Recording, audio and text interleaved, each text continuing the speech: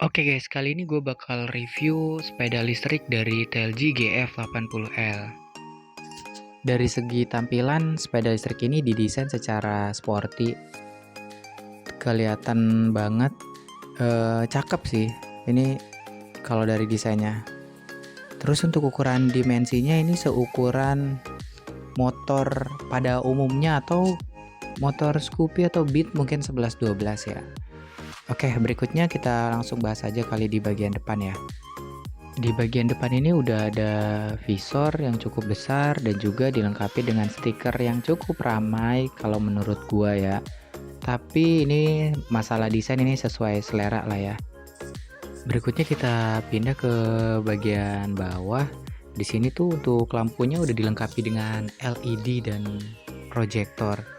Dan udah ada moncongnya juga ya guys ya. Makin kelihatan sporty. Selain itu udah dilengkapi juga sama crash bar yang tebal banget. Ini tuh berfungsi kalau misalnya kalian parkir nggak langsung kena bodi ya, pelindung bodi lah. Selain itu untuk crash barnya ini udah dilengkapi dengan stiker reflektif. Jadi kalau misalnya kena cahaya pasti bakal nyala. Keren sih. Buat di bagian shocknya ini udah dikasih cover shock. Jadi untuk tabungnya atau asnya itu nggak langsung ke expose kena air atau debu. Harusnya sih kalau udah diginiin lebih awet shocknya daripada nggak dikasih cover. Kemudian kalau di bagian spakbornya untuk bahannya ini cukup tebal dan bahkan ketika di iklannya untuk bagian spakbor ini bisa diinjak atau dinaiki beberapa orang dan tetap kuat dan kokoh. Dan memang kalau gue pegang emang tebal juga sih ini spakbornya. Di bagian pengereman, sepeda listrik ini sudah dilengkapi dengan rem cakram dan memiliki piringan yang cukup besar, sehingga makin kelihatan sporty. Terus untuk di bagian bannya ini ukurannya 90/90 ring 11. Untuk bannya ini udah tubeless ya. Oke, dan untuk secara keseluruhan sih ini kalau menurut gue sih kualitinya cukup lumayan oke sih, nggak main-main. Untuk ukuran sepeda listrik dikasih piringan yang cukup besar, dilengkapi juga dengan crash bar dan bagian penerangannya udah make LED dan proyektor. Jadi untuk looks yang sporty ini tuh nggak cuman kelihatan cuman dari tampilannya aja, tapi memang didukung dengan quality dan komponennya juga. Menarik sih. Oke, kayaknya bagian depan udah semua kita bahas. Berikutnya kita ngebahas bagian samping kali ya. Oke, di bagian samping terdapat satu buah sen. Ya, untuk secara desain kalau untuk sennya sih sebenarnya ini bagus ya, futuristik lah, modern. Cuman sayangnya kalau misalnya kita lihat dari depan, sennya itu nggak begitu kelihatan. Ditambah dengan desainnya yang agak gelap gitu. Jadi kalau siang kurang begitu terlihat lah. Menurut gue sih, kalau misalnya kalian dipakai buat hari-hari, sehari-hari gitu kan, dan dipakai ke jalan raya, lebih baik kalian tambah lampu dan pasang lampu senya di crash bar. Seenggaknya itu bisa kelihatan dan jauh lebih safety ya untuk kalian dibanding menggunakan kondisi yang standaran seperti ini. Oke, berikutnya kita akan ngebahas terkait apa yang ada di handle kiri ini. Untuk di handle kiri ini ada tombol lampu jauh dan juga tombol dim. Dan dilengkapi dengan sen ke kiri dan sen kanan. Kemudian ada tombol klakson yang warna merah dan juga tombol hazard. Tapi untuk di bagian sen ini masih manual. Misal kalian menyalakan sen ke kiri, kemudian untuk off-in harus balikin lagi ke tengah. Berbeda dengan motor bensin. Kalau motor bensin kan ketika kita menyalakan sen ke misal lampu kiri, nah otomatis tombolnya akan balik ke tengah dan kita cuma tekan doang. Nah kalau untuk di sepeda listrik ini kita harus manual. Sayang banget sih kalau seandainya ini disamain seperti motor ya kan, itu kita lebih nyaman sih. Oke, untuk handle kiri, untuk bagian tombol kiri udah. Berikutnya kita akan ngebahas terkait apa yang ada di tengah. Ya, untuk di bagian tengah ini terdapat speedometer yang udah digital dengan dimensi layar yang cukup lumayan besar mirip tablet, dan di sini tuh ditampilkan beberapa informasi seperti informasi baterai, informasi kecepatan, indikator lampu, indikator cruise control, dan indikator lainnya. Tapi sayangnya untuk peletakannya karena ini kan digital dan posisinya ini tuh ada di tengah dengan begitu mendatar, sehingga kalau pas ada di bawah terik matahari nggak begitu kelihatan indikator apa yang ada di speedometernya. Mungkin next improvement bisa diperbaikin ya untuk peletakannya tidak terlalu mendatar, biar tetap visibilitas terkait di siang hari masih kelihatan. Oke, berikutnya kita pindah ke bagian sisi sebelah kanan.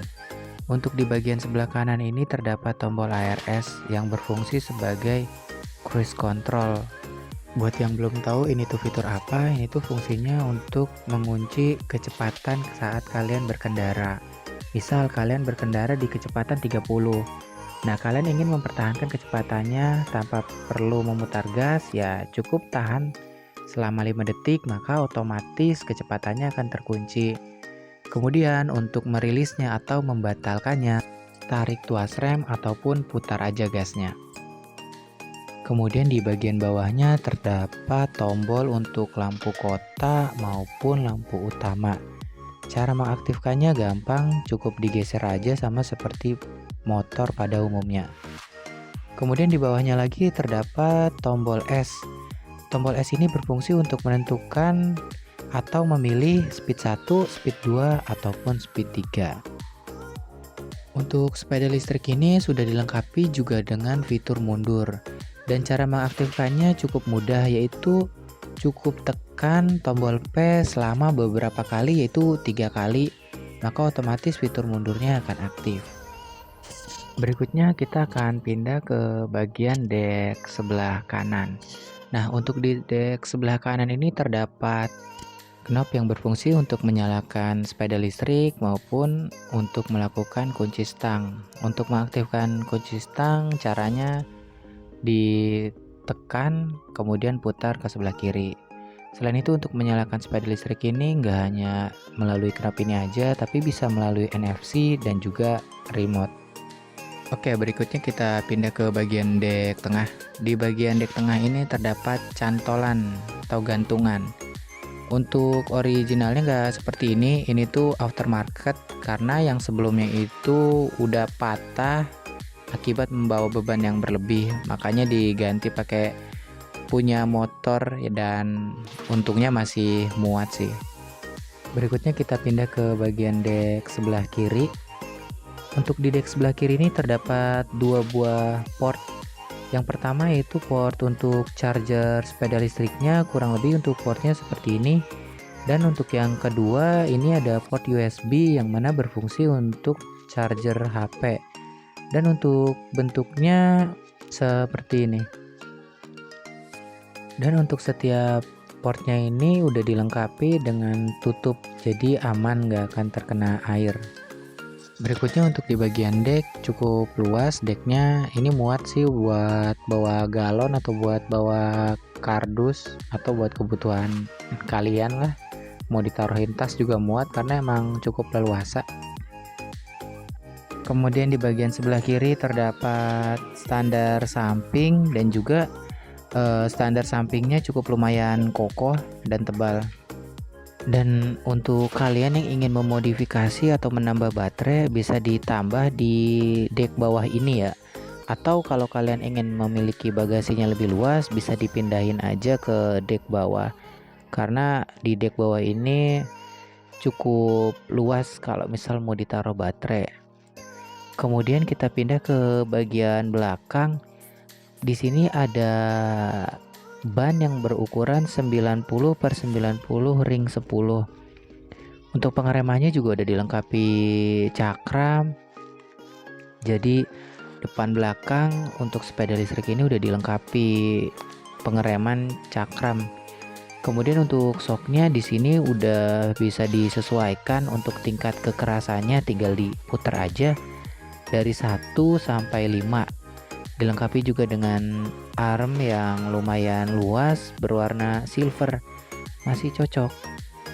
Dan untuk di sebelah kiri juga terdapat sebuah sen yang sayangnya nggak begitu kelihatan kalau dilihat dari belakang, karena bentuknya gelap dan lebih kelihatannya di samping. Jadi untuk spion ini sepertinya memang harus disesuaikan atau nambah atau di custom untuk keselamatan. Dan di bagian ini sebelumnya itu kan terdapat pedal, cuman karena nggak begitu berfungsi akhirnya dicopot aja. Toh kalau kalian goes juga ini pasti lumayan berat, nggak akan kuat, jadi ya lebih baik dicopot untuk keselamatan. Untuk spesifikasinya ini tuh TLG dengan varian yang 48 volt 24 Ah itu untuk skema baterainya. Kemudian untuk jarak tempuhnya ini bisa sampai 60 km dengan menggunakan dinamo 1000 watt. Oke, kayaknya udah lengkap dan udah semua kali ya. Oke, itu aja kali review kali ini. Demikian review singkatnya. Terima kasih, jangan lupa subscribe. Thank you.